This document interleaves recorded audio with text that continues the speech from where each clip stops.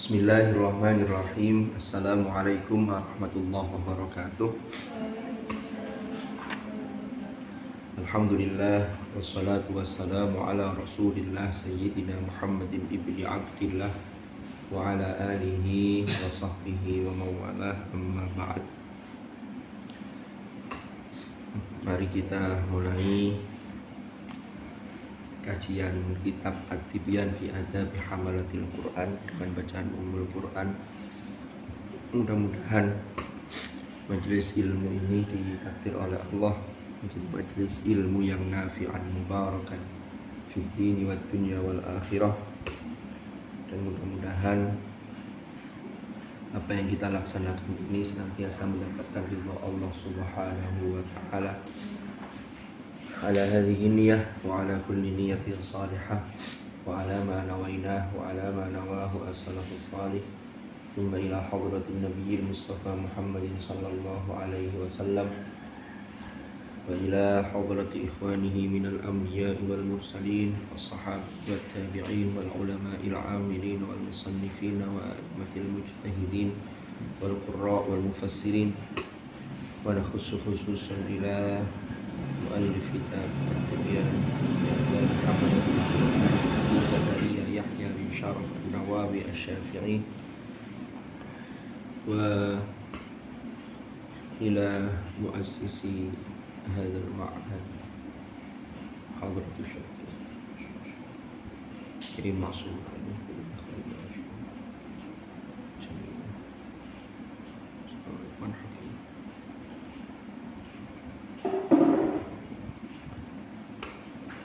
Wa jami'i usulihim wa furu'ihim wa nafa'ana bihim wa bi ulumihim fid dharain amin. Al-Fatihah.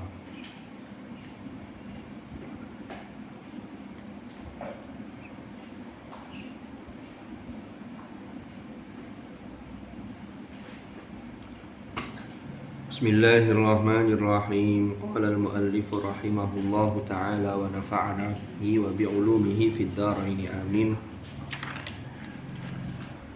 Faslun ai hadza faslun utawi iki iku fasal. Wala yukrahu dan tidak dimakruhkan, artinya boleh, tidak ada kemakruhan. Apa an yuqala yang toh dikatakan,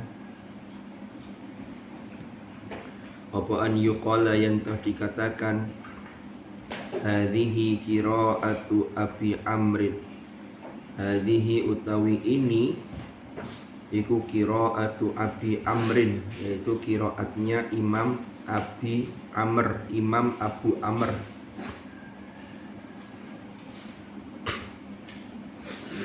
Au qiraatu Nafi'in, atau qiraatnya Imam Nafi'. Au Hamzata, atau qiraahnya Imam Hamzah. Awil Kisai,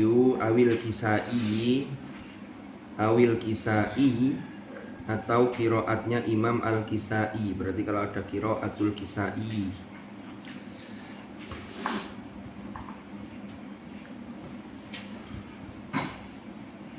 Au ghairihim, atau qiraahnya selain mereka, selain imam-imam yang sudah disebut. Ai qiraatu ghairihim. Nanti saya jelaskan. Hadza utawi hal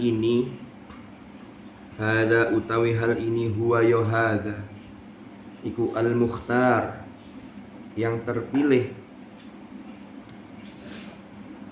alladzi kang alaihi ing atase alladzi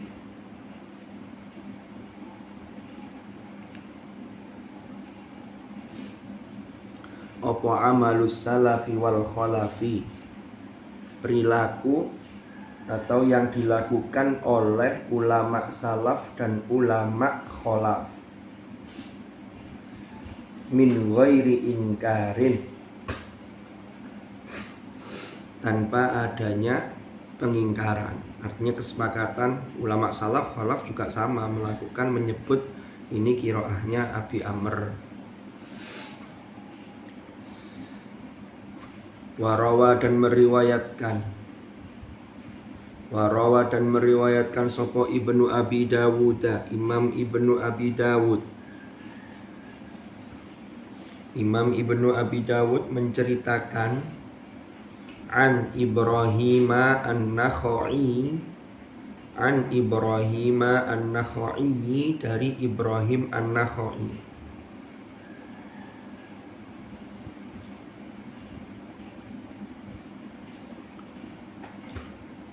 Qala berkata, kanu ono sapa mereka para ulama. Dulu para ulama itu iku yakrohuna ndak seneng, ndak suka an yuqala ing yen toh dikatakan sunnatu fulanin wa qiraatu fulanin. Ini sunnahnya si A, sunnahnya si fulan. Fulan itu yang untuk mengganti nama, namanya bisa siapa saja. Wa qiraatu fulanin, dan ini bacaan atau qiraatnya si fulan ini. Wasahihu utawi pendapat yang benar. Wasahihu utawi pendapat yang benar. Iku ma pendapat qaddamna yang telah kami utarakan, yang telah kami paparkan, hu ing ma, yang di atas tadi, yang wala yukrahu.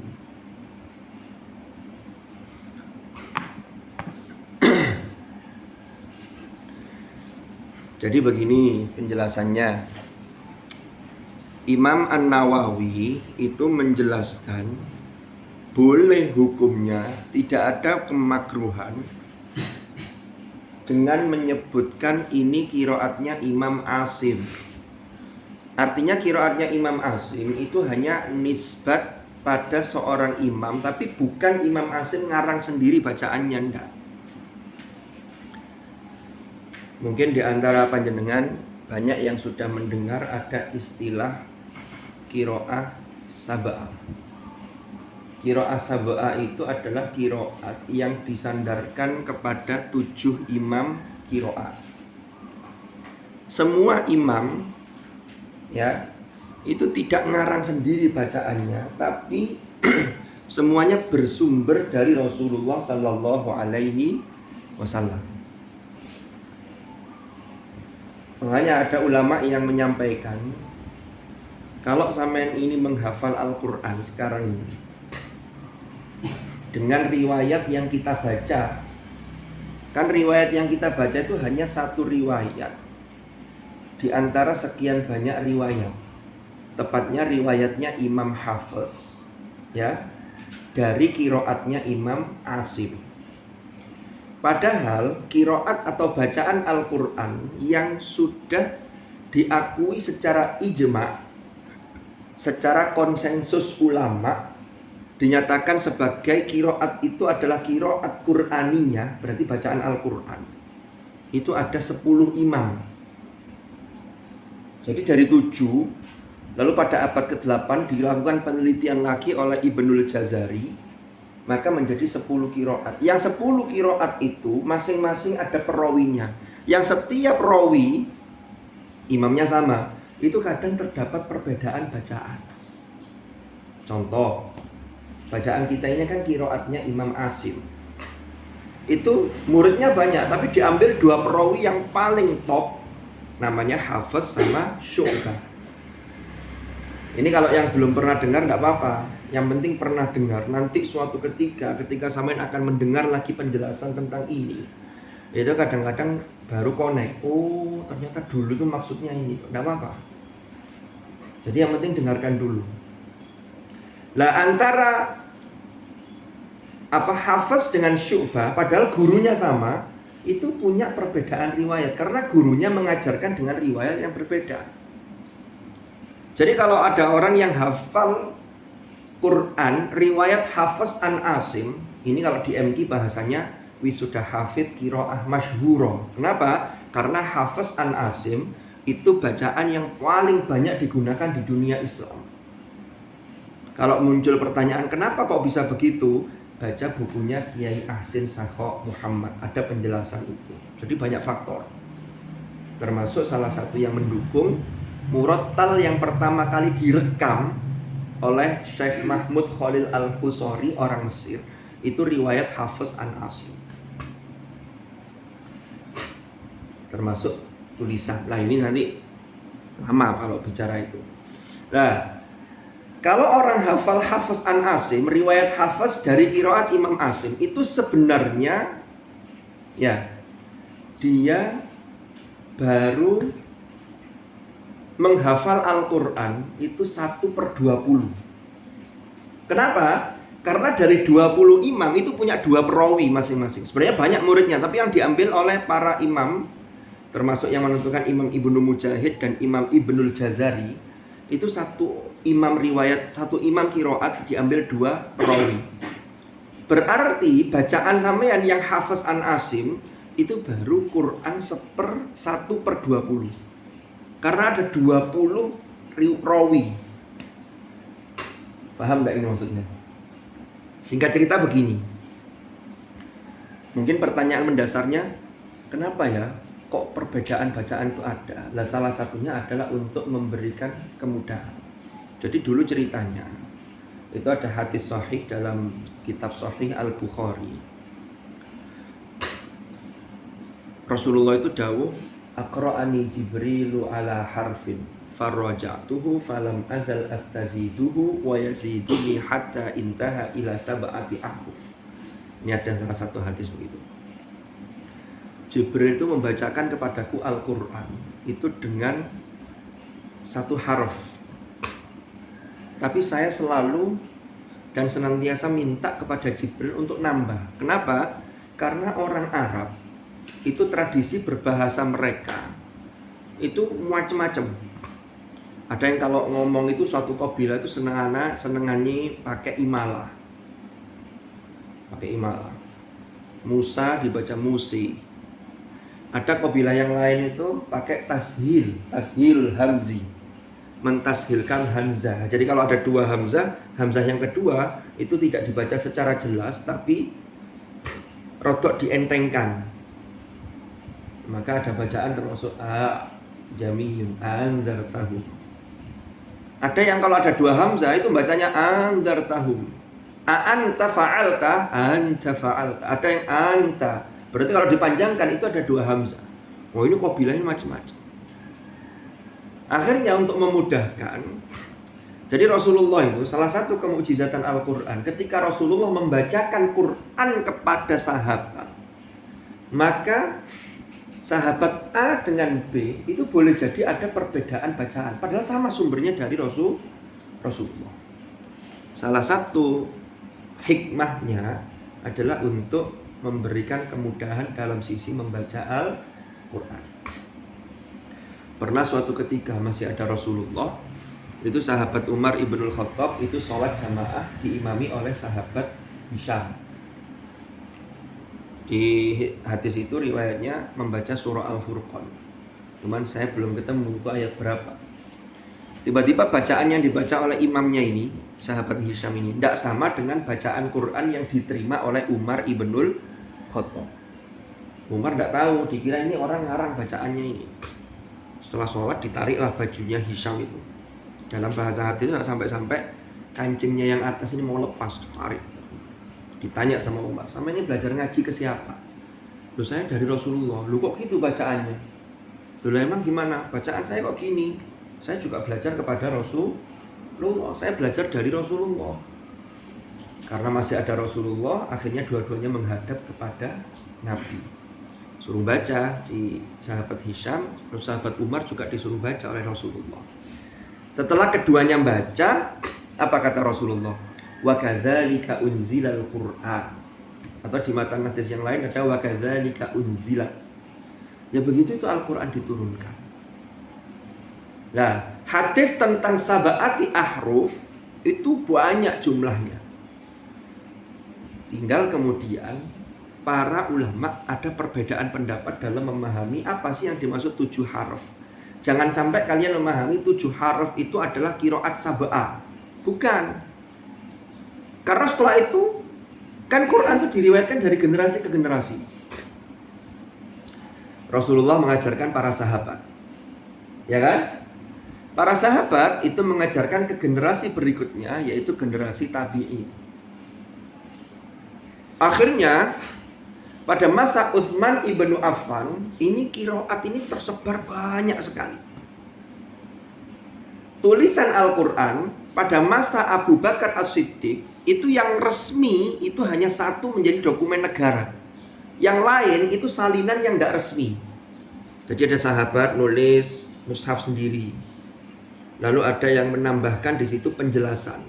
Orang yang tidak tahu dikira penjelasan itu bagian dari Al-Quran. Padahal itu tambahan dari itu tafsir atau bayan, penjelas dari sahabat sendiri ketika mendengarkan dari Rasulullah ditulis. Lalu bentuk bacaan ini semakin bervariasi. Lah tulisan Al-Quran ketika itu masih kosongan, masih rumahnya tok. Ini sering saya sampaikan. Jadi kalau kalian baca qila dengan qabla dengan qatala itu tulisannya sama. Makanya belajar Quran itu harus talaqi, bertemu langsung dengan guru, harus musyafahah. Harus dari mulut langsung diajarkan, dipraktekkan, didengarkan. Terus dari generasi begitu. Nah, setelah itu terjadilah muncul perselisihan. Ada yang mengatakan, oh ini qiraat yang benar, ini tidak perlu. Akhirnya karena rame, akhirnya oleh Utsman, mushaf tulisan Al-Quran yang beredar di masyarakat itu ditarik semua. Untuk apa? Untuk distandarisasi dari sisi tulisan. Sama tak ceritain secara garis besar ini, tidak rinci tapi secara umum. Setelah itu oleh Utsman ditulislah ulang, tapi Utsman itu nulis ulang itu disesuaikan dengan daerahnya yang sudah berkembang. Sahabat yang mengajarkan Quran di Madinah, ya, itu berbeda dengan yang mengajarkan Al-Quran di Kufah.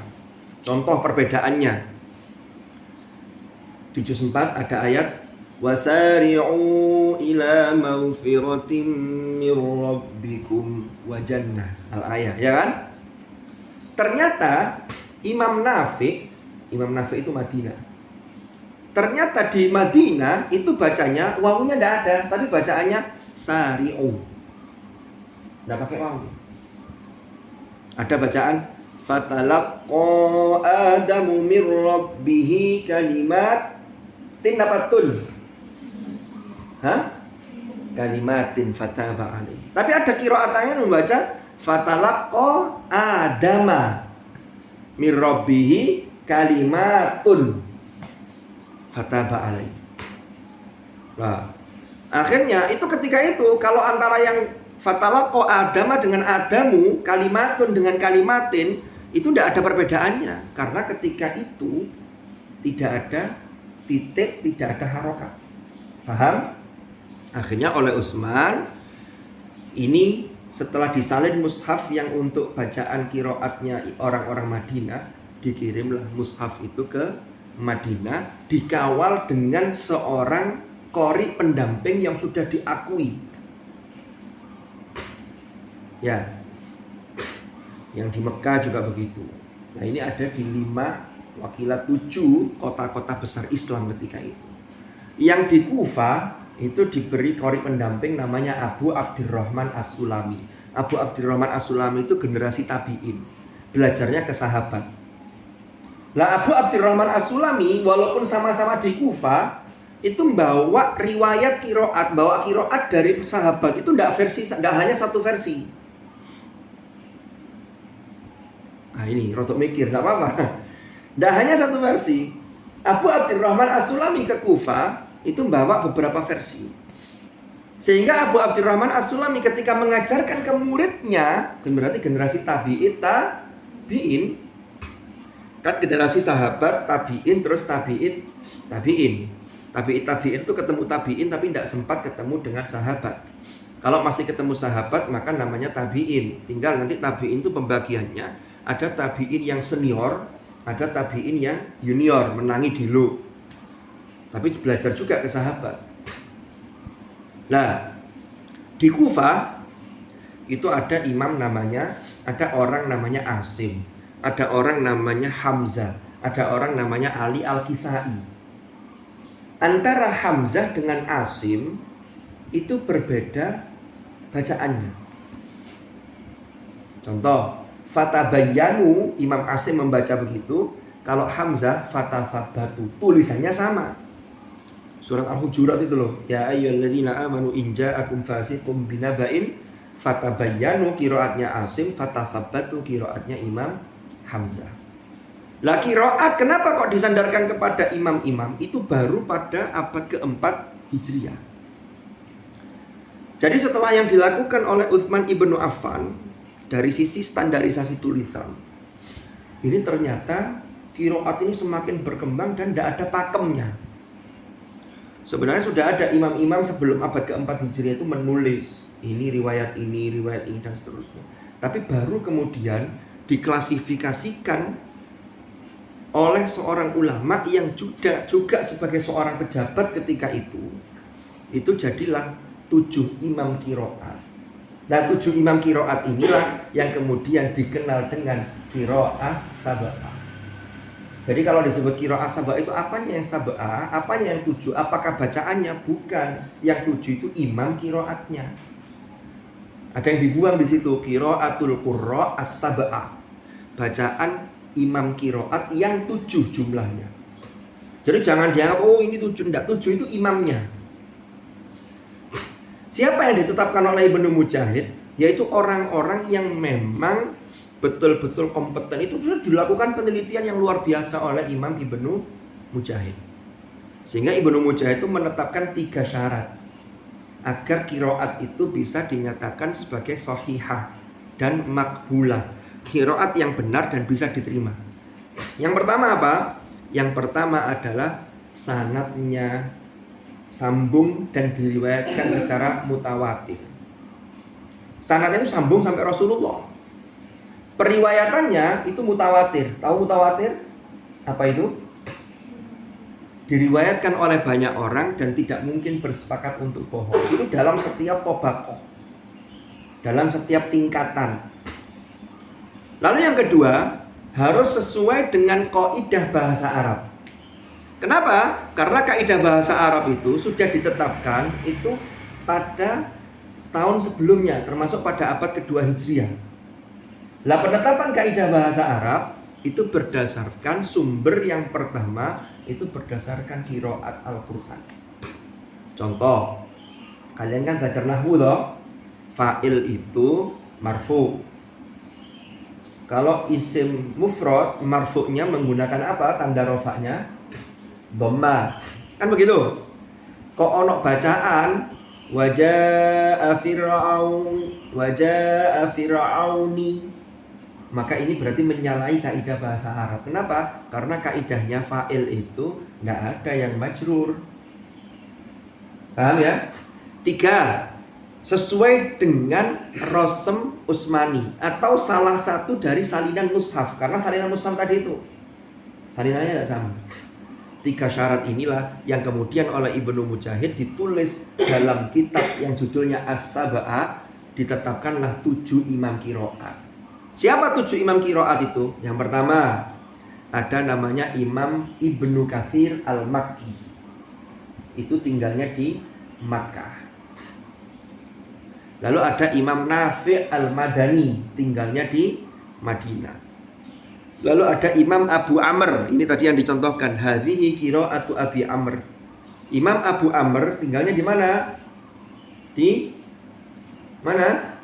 Basra. Lalu ada Imam Ibnu Amir, tinggalnya di mana? Di Syam. Lalu yang 3, ini sudah 4 ya. Untuk menuju 7 kurang berapa? Kurang 3. Yang 3 itulah namanya Al-Kufiyun, yaitu orang-orang Kufi karena tinggalnya di Kufah. Imam Asim, Imam Hamzah, dan Imam Ali Al-Kisai. Kisai. Dari sinilah 7 imam qiraat inilah yang kemudian bacaan Al-Quran itu disandarkan kepada beliau atas jasa penelitian yang dilakukan oleh Imam Abu Bakar Ibnu Mujahid. Jadi mereka tidak ngarang sendiri. Imam Asim belajar ke siapa? Ke Imam Abu Abdurrahman As-Sulami. Imam Abu Abdurrahman As-Sulami belajar ke siapa? Ke para sahabat. Sahabat belajar ke siapa? Rasulullah. Rasulullah dapat dari siapa bacaannya? Dari Allah melalui malaikat Jibril. Jadi begitu ceritanya. Jadi kalau dikatakan, oh ini qiraatnya Imam Asim, itu boleh. Bukan berarti yang ngarang bacaan itu Asim, bukan. Tapi Asim itu sebagai imam qiraat. Nah ketika itu sudah disepakati dan oh ini karena Imam Abu Bakar Ibnu Mujahid itu ketika melakukan penelitian dan menetapkan 7 imam qiraat itu ada landasan keilmuannya. Faham? Lalu seiring berjalannya waktu muncullah kemudian kan Imam Ibnu Mujahid itu nulis kitab As-Sab'ah. Ya. Lalu kemudian generasi berikutnya ada namanya Imam Abu Amr Ad-Dani. Itu nulis At-Taisir untuk mempermudah memahami kitabnya Ibnu Mujahid. Lalu generasi berikutnya biar gampang dibikinlah qiraat 7 itu kaidah-kaidahnya. Qiraat 7 imam itu muncullah seorang ulama namanya Asy-Syatibi. Maka ada namanya Nazam Syatibiyah. Kitabnya namanya Hirzul Amani wa Wajhut Tahani. Wes. Lalu seiring berjalannya waktu Imam Ibnul Jazari dari 7 imam qiraat itu beliau melakukan penelitian lagi. Ternyata ketemu lagi ditambahkan 3 imam qiraat. Siapa 3 imam qiraat itu? Yaitu Imam Abu Ja'far, lalu Imam Ya'qub, dan satu lagi adalah Imam Khalaf Al-Ashir. Jadi Imam Khalaf itu perawinya Imam Hamzah, ya, tapi kemudian menjadi imam qiraat sendiri. Maka jadilah qiraat itu menjadi qiraat asyar, yaitu 10 imam qiraat. Satu imam di bawahnya ada 2 perawi. Sebenarnya banyak muridnya, tapi diambil perawi yang paling luar biasa. Sehingga tadi ungkapan yang dikatakan nek ono arek kait apal hafaz an Asim luwancar, itu dia baru menghafal 1/20 dari Al-Qur'an. Jadi kalau sampean ditanya, sudah hatam? Alhamdulillah sudah. Sudah hafal Quran 30 juz. Semua riwayat? Enggak, riwayat hafaz an Asim. Hanya 1 riwayat dari 1 imam. Padahal ulama dulu itu kalau hafalannya mutqin itu enggak hanya 1 imam qiraat, tapi bisa semuanya dikuasai. Nah, masing-masing imam qiraat itu ada kaidah usulnya, ada qawaid usuliyahnya, ada yang farsnya. Itu nanti kalau kalian belajar lebih lanjut terkait dengan qiraat. Faham sampai sini? Ada yang bingung? Kira-kira kalau disuruh menjelaskan lagi seperti tadi dari awal sampai ini tadi bisa? Gampang, tinggal muter rekamannya. Menurut. Makanya nanti kalau sampai sudah boyong, apa sih qiraat itu? Apa sih? Nanti dicari di rekaman itu. Barangkali lupa. Karena manusia itu mahalul khata'wan nisyan. Lali gak apa-apa tapi ojo terus-terusan. Biyen gak iso saiki lali wah repot. Oke, ada pertanyaan? Saya persilakan. Monggo kalau ada yang mau nanya. Jadi yang masih bingung enggak apa-apa, karena faham itu enggak bisa langsung. Ya. Apalagi yang nyimaknya itu setengah waktu. Dikipasi tambah ngantuk. Gak dikipasi tambah tidur. Monggo yang mau nanya.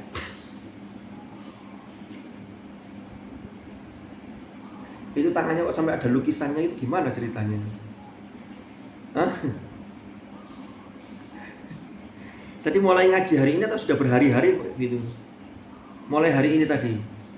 Itu kalau ngajinya setiap hari berarti penuh itu. Kalau sini penuh ganti tangan satu. Ya wis enggak apa-apa. Yang penting tetap semangat apa? Ngaji. Bismillahirrahmanirrahim. Jadi ini kalau Imam Nawawi itu wala yukrahu.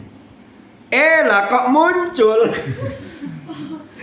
kok muncul ada yang mengkisahkan ini loh, Ibrahim An-Nakhai itu diceritakan oleh Imam Ibnu Abi Dawud itu mengatakan begini. Oh, dulu itu nggak seneng ulama-ulama ngomong begitu. Ini kiroatnya Nafi', ini kiroatnya Hamzah, ini kiroatnya Al-Kisai. Enggak. Maka itu dimakruhkan, enggak boleh. Enggak, kata Imam Nawawi, enggak lah. Yang benar itu yang sudah kita paparkan. Enggak apa-apa, memang dinisbatkan kepada Imam kiroat. Tapi sekali lagi, bukan berarti Imam Asim itu ngarang sendiri bacaannya, enggak. Ini kiroatnya siapa? Loh, ini kiroatnya ya langsung kiroat Rasulullah dari Allah. Iya, tapi lewatnya siapa? Nah, lewatnya itulah untuk menghargai keilmuan beliau, kealiman beliau, itu sampai dinisbatkan kepada beliau-beliau yang luar biasa. Contoh begini, Rek. Baca Quran. Ada di antara sampean itu yang bacaannya itu enak. Kalau orang mendengarkan itu langsung nangis. Eling utangi dewe-dewe. Nangis karena mendengarkan bacaan, langsung merasuk ke hati. Ada loh orang baca Quran tuh kalau kita mendengarkan tuh yes begitu. Ya, nanti tergantung hatinya yang mendengarkan. Salah satu syaratnya hatinya tidak boleh keras, hatinya tidak boleh berkarat. Kalau hatinya berkarat itu susah mendengarkan, bisa menikmati bacaan Quran itu angel. Orang baca Quran enak, lalu kemudian ada temannya mengatakan, itu loh bacaannya Mbak Iki loh enak. Loh, bacaannya Mbak ini tuh bukan berarti Mbak Iki mengarang dewe Quran itu enggak, artinya yang membawakan bacaan Al-Quran itu. Jadi dinisbatkan. Jadi sering kalau kita lihat di dalam Al-Quran itu nisbah itu termasuk untuk tujuan agar kita punya daya optimis. Contohnya apa ya? Ilahaka wa ilaha abaika. Jadi Tuhanmu dan Tuhannya bapak-bapakmu. Artinya itu kan bukan Tuhanmu sendiri. Allah itu kan Tuhannya seluruh alam. Tapi dikuatkan dengan Tuhanmu, kaya dewe. Tapi maksudnya itu ya untuk apa ya? Biar ada optimisme, ada semangat. Nah, ini penghargaan kepada Imam Kiroat itu sampai disebut kiroatnya Abi Amr, kiroatnya Imam Nafi dan seterusnya. Tidak ada pertanyaan? Bismillahirrahmanirrahim. Kita lanjutkan sedikit lagi. Faslun ay hadza faslun. Wala yumna'u dan tidak dilarang sopo al kafir wong kafir min sima'il Qur'ani dari mendengarkan bacaan Al-Qur'an. Jadi nek wong kafir ngrungokno Qur'an itu ndak apa-apa, jangan dilarang. Liqaulillahi ta'ala, berdasarkan firman Allah Ta'ala.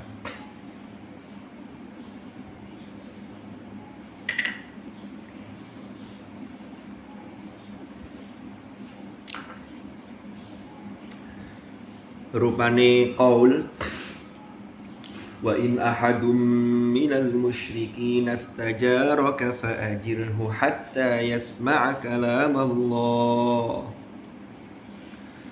Dan jika salah seorang dari kaum musyrikin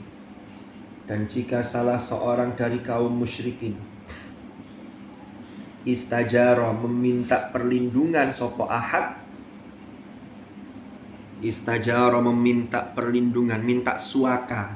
Bahasa sekarang itu suaka ya. Ada suaka politik. Istajara minta suaka sopo ahad ka ing sira ka ing kamu Muhammad. Kata Allah ini kepada Rasulullah. Fa'ajir, maka berilah perlindungan hu ing ahadun minal musyrikin. Hatta yasma'a, sampai mendengar sopo ahad, agar mendengar sopo ahad kalam Allah ing kalamullah. Wa yumna'u dan dilarang Wa yumna'u dan dilarang sopo ahad, yang tidak boleh itu apa? Min masil mushafi, dari menyentuh mushaf. Jadi kalau mendengarkan Quran boleh, tapi kalau menyentuh atau memegang mushaf ini terlarang. Kenapa? Innamal musyrikuna najasun, karena mereka ini masih najis. Karena mereka ini kalau hadas kan belum mandi besar, belum berwudu, sehingga orang muslim saja kalau menyentuh mushaf dalam pendapat Imam Asy-Syafi'i harus suci dari hadas. Termasuk ini bagian dari mengagungkan Al-Quran. Jadi agama ini itu kitab sucinya kan Al-Quran. Al-Quran mulai ketika proses turun sampai hari ini itu ada dua yang menjadi sasaran dakwah. Kalau kalian baca di Al-Quran itu, contohnya di surah Al-Baqarah, rangkaian ayat puasa itu, ayyamam ma'dudat dan seterusnya itu. Lalu ada syahrul ramadhan alladzi unzila fihil Qur'anu hudal linnas wa bayyinatin minal huda wal furqan. Hudal linnas yaitu petunjuk bagi manusia. Manusia itu siapa? Manusia itu baik yang sudah beriman atau yang belum. Berarti yang belum kan namanya masih kafir secara akidah. Paham?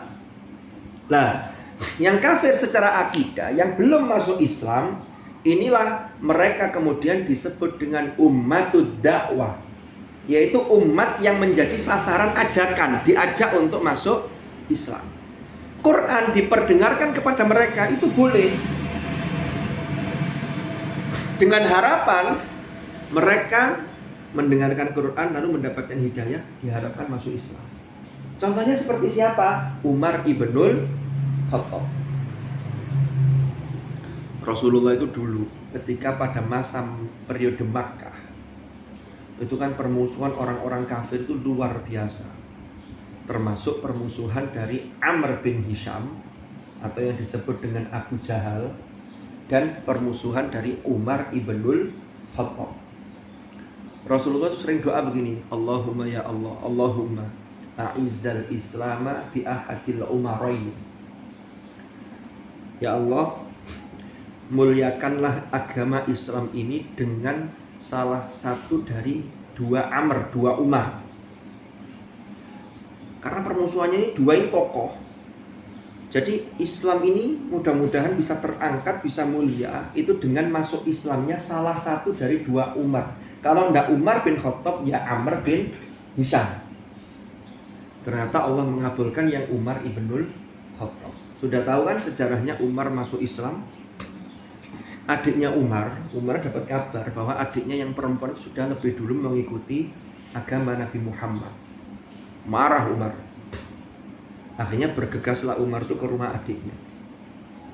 Suaminya namanya Zaid. Jadi Umar masuk.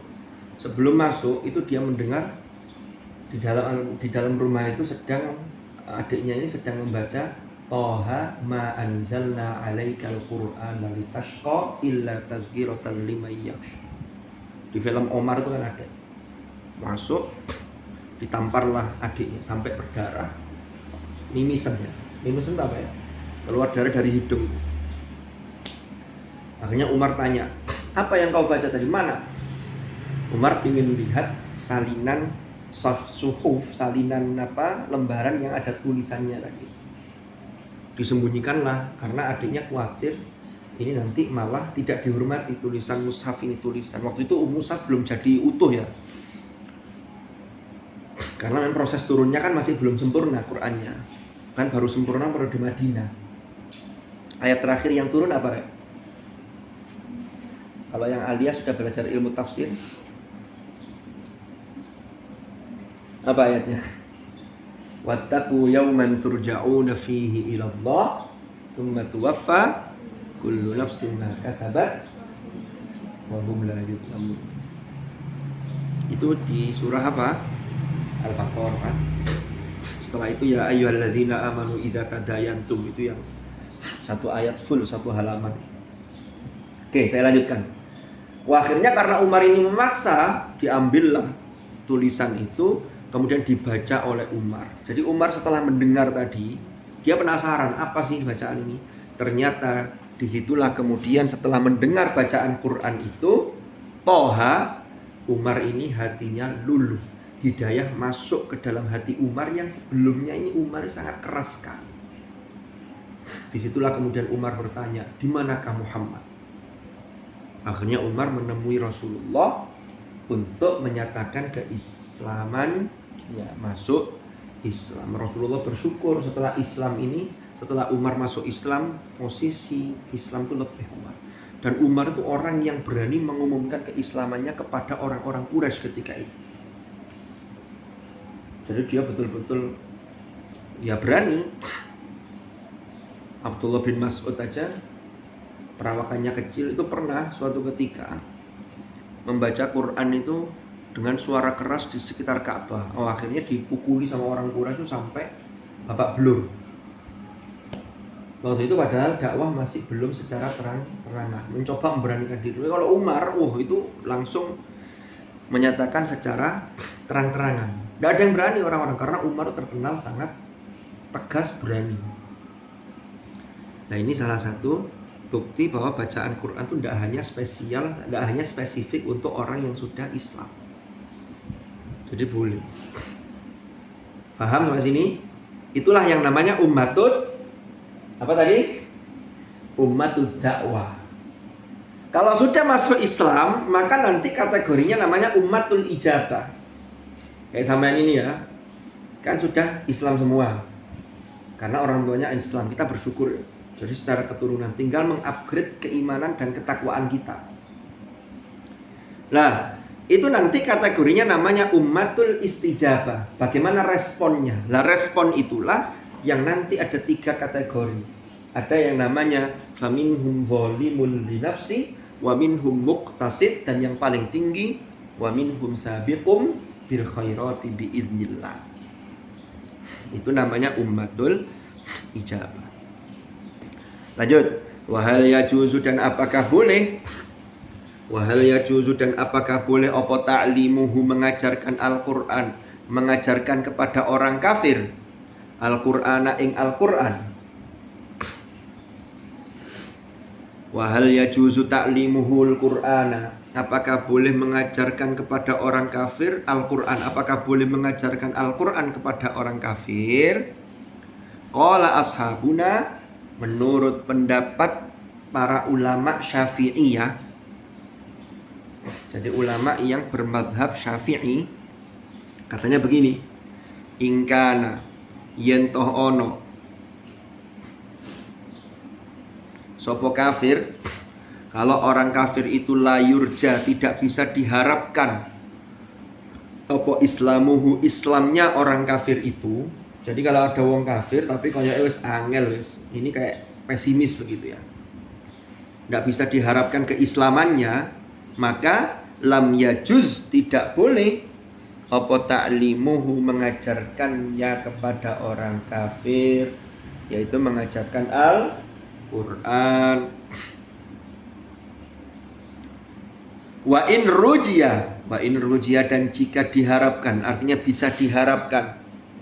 Wa in rujiya, dan bisa dia dan jika bisa diharapkan opo islamuhu, Islamnya orang yang kafir, fa fihi, maka ikut dalam hal ini.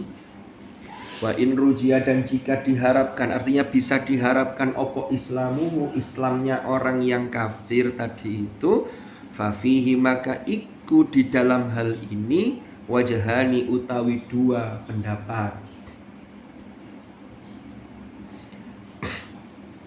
Wajhani, utawi 2 pendapat. Rupane asahhuhuma, yang paling sahih, yang paling asah di antara wajhani 2 pendapat, ya juzu boleh. Ya juzu boleh. Boleh apa? Ya boleh mengajarkan Al-Qur'an kepada orang kafir.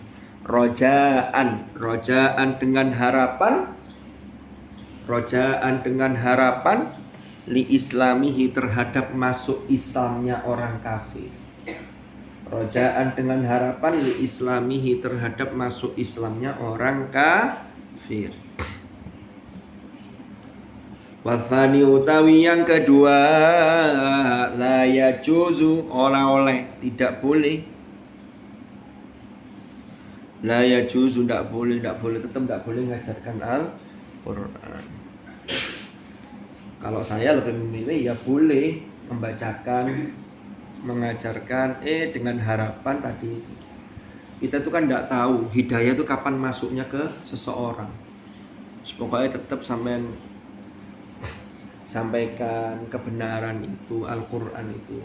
Nanti urusan hidayah yang khosoh itu pasrahkan kepada Allah. Innaka la tahdi man ahbabta walakinnallaha yahdi may yasha. Jadi pendapat yang kedua la yajuzu. Kama la yajuzu sebagaimana tidak boleh. Kama la yajuzu sebagaimana tidak diperbolehkan apa bai'ul mushafi menjual mushaf. Apa bai'ul mushafi menjual mushaf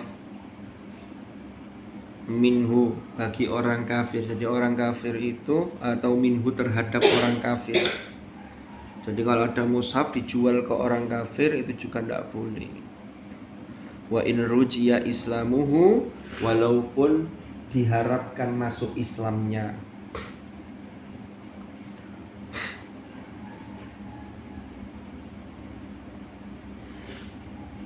Wa amma idza ra'ainahu, adapun apabila kami melihat orang kafir yata'allam sedang belajar Al-Qur'an, jadi masih kafir tapi mempelajari Al-Qur'an, fahal yumna'u minhu, apakah hal tersebut dilarang? Jadi belajar Quran itu apakah terlarang bagi orang kafir? Maka fihi wajhani, dalam hal ini ada dua pendapat. Dua pendapat tidak usah dijelaskan karena sudah jelas. Satunya memperbolehkan, satunya melarang.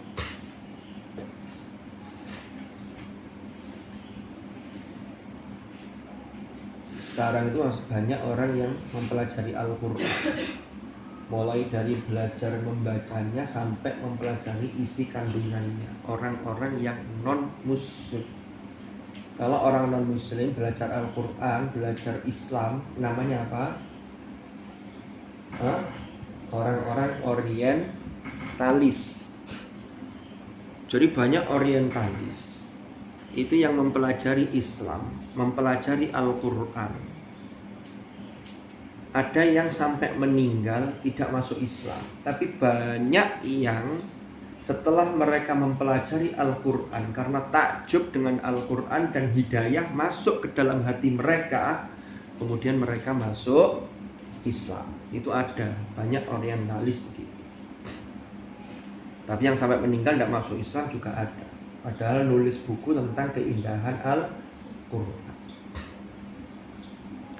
Ada Profesor Isa Jiboulata, itu guru besar di McGill University. Profesor. Sampeyan tahu profesornya bidang apa? Bidang ulumul Quran dan sastra Arab. Orangnya beragama Katolik. Sampai meninggal tidak masuk Islam. Dulu zaman Belanda itu ada orang namanya Snop Horgrone. Ada juga yang namanya Van der Plas. Snop Horgrone itu pura-pura masuk Islam, berganti nama menjadi Abdul Ghaffar. Belajar di Makkah itu tidak kurang dari 7 tahun. Quran hafal lancar. Ya, tafsir hafal beberapa kitab tafsir. Tapi tujuannya untuk apa? Untuk memecah belah umat Islam dari dalam. Nah, karena konsultannya itu Snop Horgrone yang tahu Islam dari dalam, disitulah pemerintah Hindia Belanda ketika itu bisa memecah wilayah Aceh. Kan Aceh itu agamanya kuat. Kan begitu. Jadi itu pura-pura Islam, mempelajari. Itu tidak mendapatkan hidayah. Makanya orang kalau sudah punya iman itu nikmat yang paling besar. Saya kemarin baru dapat PDF bukunya bagus. Judul buku itu Qimatuz Zaman Indal Ulama. Apa artinya qimah itu? Qimah itu sesuatu yang berharga. Nilai atau harga sebuah waktu bagi para ulama. Jadi betapa ulama itu menghargai waktu. Di situ penulis buku ini menjelaskan, Abu Hudda menjelaskan, Abu Hudda itu penulisnya. Nikmat itu ada dua, ada nikmat yang disebut ni'am yang usuliyah, yaitu nikmat-nikmat Allah yang pokok. Yang pokok itu seperti apa? Iman. Iman itu pokok. Makanya biasanya kalau sampean khitobah, masa ada khitobah ya, itu biasanya kan bersyukur atas nikmatul iman wal Islam. Itu nikmat terbesar. Karena dengan nikmat iman dan Islam ini, apapun yang kita lakukan itu bisa bernilai ibadah di sisi Allah. Tentunya ibadah ghairu mahdhah, bisa berpahala.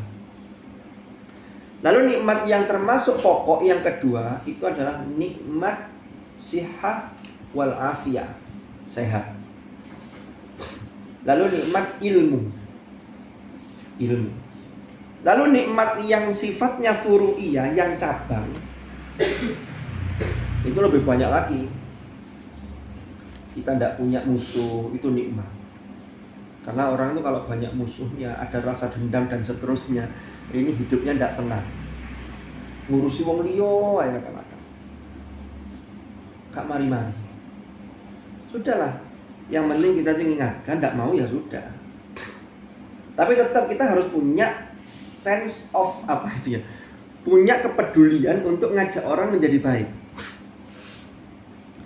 Ketemu teman kita, isok guyu, isok salaman, isok lama tidak ketemu, isok kangen-kangenan, apa kabar? Itu juga bagian dari nikmat. Punya teman yang baik itu bagian dari nikmat. Punya diberi keunggulan oleh Allah ilmu yang berbeda dengan yang lainnya. Umpama sampean cerdas, sregep, wawasannya luas, itu juga bastoh fil ilm. Paham? Lah nikmat itu kalau ditotal itu tidak akan bisa kalian menghitungnya. Wa atakum min kulli ma sa'altumuh wa in ta'uddu ni'matallahi la tuhsuha. Jika kalian menghitung nikmat Allah, maka pasti kalian ini tidak akan mampu menghitungnya.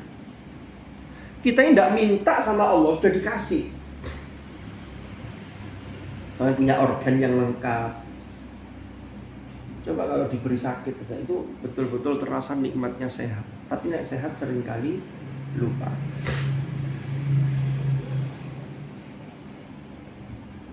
Ada syairnya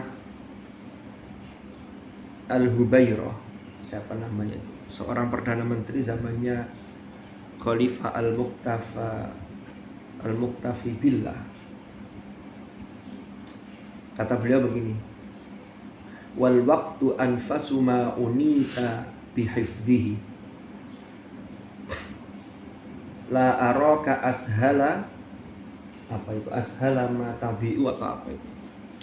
Yang artinya begini, waktu ini, anugerah waktu ini loh, itu adalah sesuatu yang paling berharga, yang layak untuk engkau jaga dan engkau perhatikan dengan serius.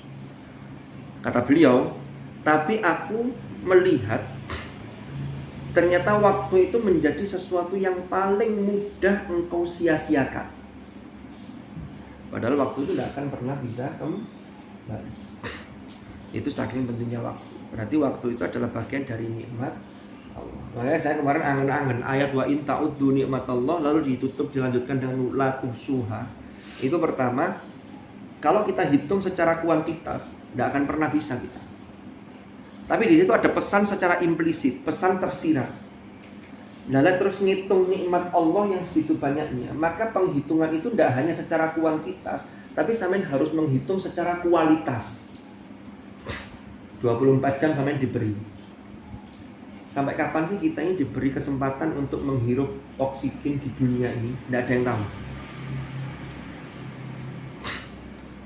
Guru dengan murid itu meninggalnya duluan murid banyak. Makanya tidak usah rebutan. Sampai duluan, monggo, saya belakangan. Atau saya belakangan sampai duluan. Saya tidak bakal iri kok, monggo. BE, enak di swarga di dunia sumpah, ya wis monggo. Ndang berangkat. Karena nang dunia ki yang ngene ngene iki. Nah, kalau wa in ta'uddu nikmatallah la tuhsuha. Jika kalian menghitung, cobalah hitung dari kualitasnya. Artinya begini, 24 jam sehari semalam jenengan podo aku nih. Tapi yang beda kan mengisi dan memanfaatkannya. Maka kalau kita bicara kualitas dari apa yang dianugerahkan oleh Allah kepada kita, podo-podo 24 jam. Mengapa ini bisa begini, ini enggak? Jangan-jangan banyak waktu kita yang kita sia-siakan. Jadi buku Qimatuz Zaman Indal Ulama itu menjelaskan betapa para ulama itu menghargai waktu, termasuk untuk menyebarkan ilmu. Padahal waktunya sama 24 jam. Imam Syafi'i ya sama, tapi ngajinya bisa sekian.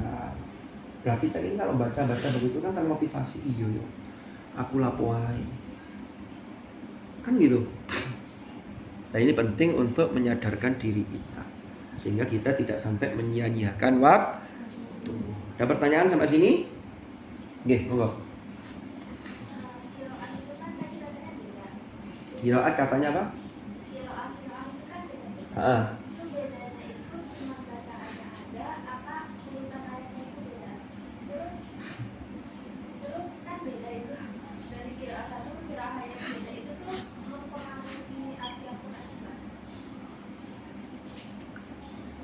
dua inti pertanyaan ya.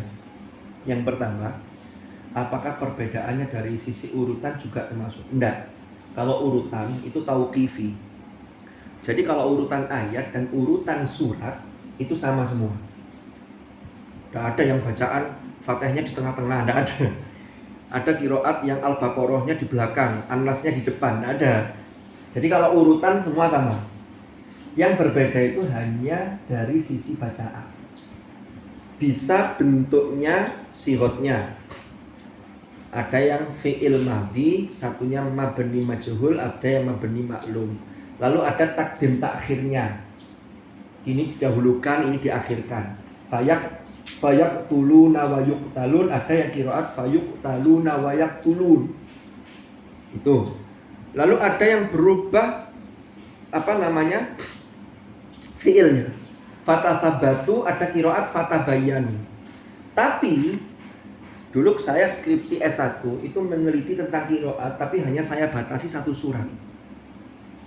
Saya membaca beberapa buku. Kesimpulannya tidak ada satupun perbedaan qiraat itu yang menyebabkan perbedaan makna yang kontradiktif, tidak ada.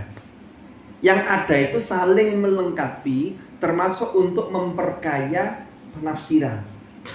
Contoh, ada ayat ya ayyuhalladzina amanu idza qumtum ila sholati fagsilu wujuhakum wa aydiyakum ilal marafiqi wamsahu biruusikum. Kalau qiraat kita wa arjulakum.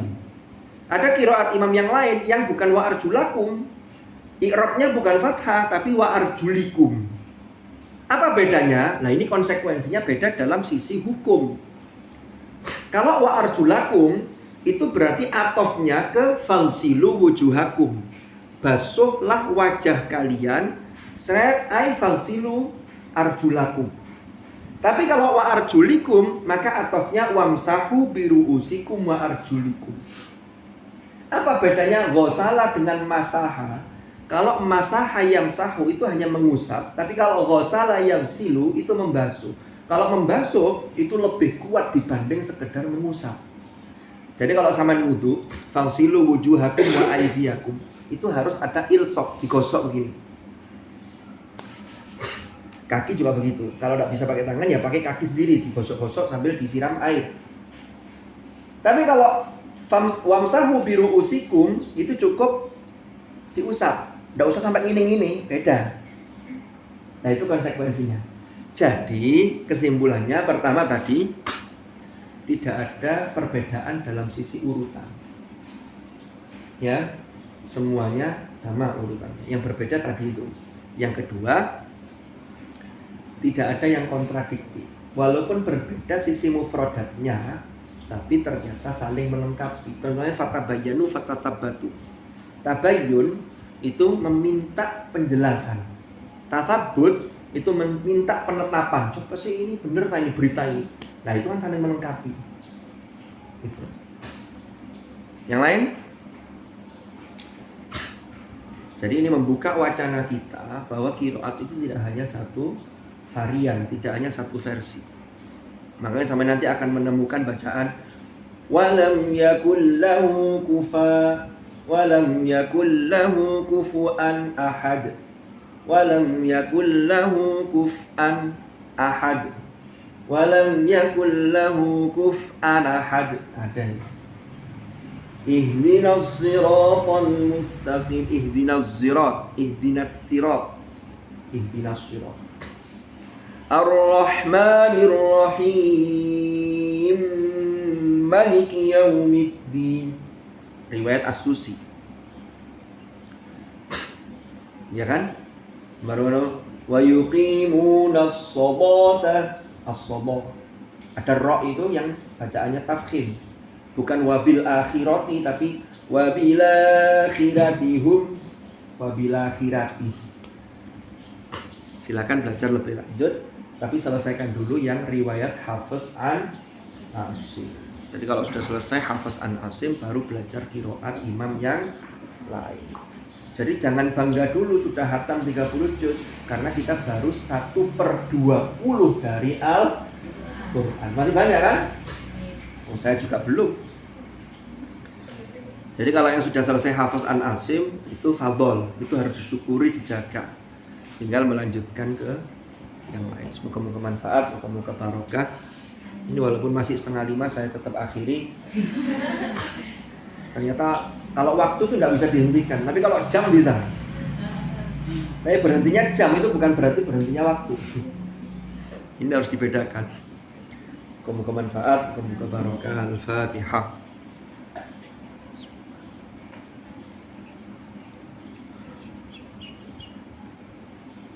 Bismillahirrahmanirrahim. Alhamdulillahirabbil alamin. Hamdan yuwafi ni'amahu wa yukafi'u mazidah. Ya Rabbana lakal hamdu kama yanbaghi li jalali wajhikal karim wa 'azimi sultanik. Allahumma shalli wa sallim ala sayyidina Muhammad. Allahumma ma'al Qur'an ij'alna wa auladana wa dhurriyyatina wa ashabana wa tullabana wa talibatina min ahli al-Qur'an alladhina hum ahluka wa khasatuk waj'alna wa iyyahum من أهل العلم وأهل الخير ومن الذين اصطفيت من عبادك الذين ورثوا كتابك وسبقوا بالخيرات بإذنك برحمتك يا أرحم الراحمين اللهم إنا نستودعك ما قرأنا وما حفظنا وما علمتنا فاردده إلينا عند حاجتنا إليه برحمتك يا أرحم الراحمين اللهم اجعل اجتماعنا هذا اجتماعا مرحوما وتفرقنا من بعده تفرقا معصوما ولا تجعل معنا وفينا شقيا ولا محروما برحمتك يا أرحم الراحمين ربنا آتنا في الدنيا حسنة وفي الآخرة حسنة وقنا عذاب النار وأدخلنا الجنة مع الأبرار يا عزيز يا غفار يا رب العالمين وصلى الله على سيدنا محمد والحمد لله رب العالمين. الفاتحة.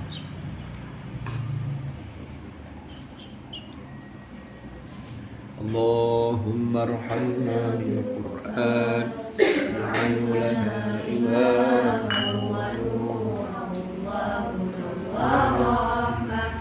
اللهم ذكرنا منه ما نسينا وعلمنا منه ما جهلنا وارزقنا تلاوته آناء الليل وأطراف النهار واجعله لنا حجة يا رب العالمين. سبحانك اللهم وبحمدك أشهد أن لا إله إلا أنت أستغفرك وأتوب إليك. صلى الله على سيدنا محمد والحمد لله رب العالمين. هدانا الله وإياكم أجمعين. العفو منكم. السلام عليكم ورحمة الله وبركاته.